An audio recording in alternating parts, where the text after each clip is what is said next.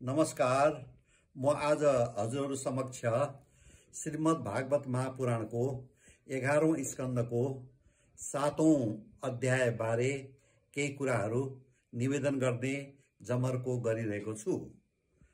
यस अध्यायमा राजा यदुले दत्तात्रेयलाई उहाँ धेरै उमेरको मान्छे भइकन पनि अथवा वृद्ध उमेरको मान्छे भए तापनि उहाँले कसरी चाहिँ नि यो बालबच्चा जसरी व्यवहार गर्नुभएको हो भन्ने बारेमा राजा यदुले दत्तात्रेयलाई चाहिँ नि सोध्नु चाहिँ नि भयो।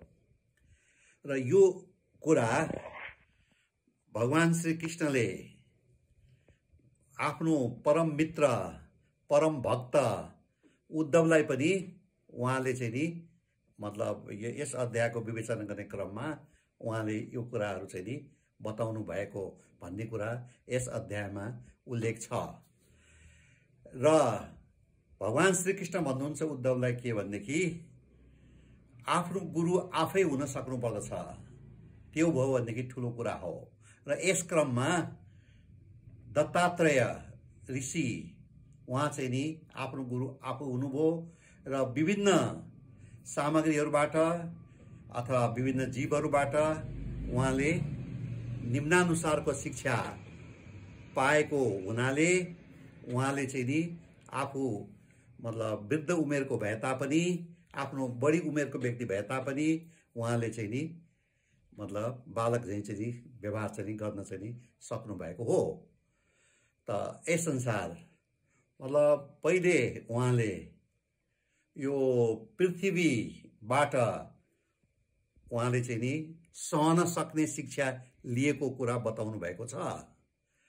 र त्यस्तै किसिमले दोस्रोमा उहाँ चाहिँ नि आकाशबाट एकदम निर्मल स्वच्छ हुने शिक्षा पाएको कुरो बताउनुहुन्छ।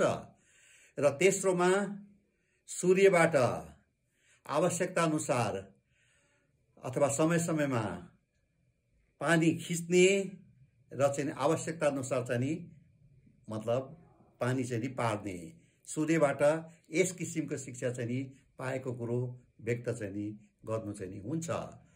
र अग्निबाट उहाँले चाहिँ नि एकदम तेजस्वी हुने एकदम शक्तिशाली हुने त्यो शिक्षा पाएको कुरा उल्लेख गर्नुभएको छ यस अध्यायमा। एवं क्रमले उहाँले उल्लेख गर्नुभएको शिक्षामा उहाँले प्राप्त गर्नुभएको शिक्षामा मतलब परेवाका बचेराहरू सानो सानो परेवालाई चाहिँ नि बचेरा भन्छ उनीहरूको बच्चाहरू त्यो चाहिँ नि एउटा ब्याधाको जालमा चाहिँ नि परेको र त्यो दृश्य चाहिँ नि परेबीले चाहिँ नि देखेको देख्दाखेरि बढी चाहिँ नि आसक्त भएर बढी चाहिँ नि उनीहरूप्रति ममता भएर आफ्नो बच्चाहरूप्रति त्यही जालमा ब्याधाको जालमा चाहिँ नि परेवा चाहिँ नि परेबी परेको र यो दृश्य देख्नु पर्दाखेरि यो भाले परेवा पनि त्यही जालमा परेर यिनीहरू सबैले चाहिँ देह त्याग गरे।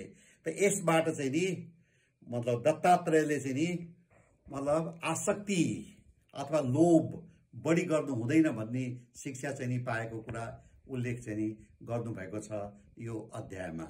त यसरी दत्तात्रेयले चाहिँ नि विभिन्न शिक्षा चाहिँ नि प्राप्त गरेर उहाँले चाहिँ नि बाल बच्चा जस्तो व्यवहार बढी चाहिँ नि उमेर उसको उहाँको भए तापनि गरेको कुरा चाहिँ नि उल्लेख गर्नुभएको छ।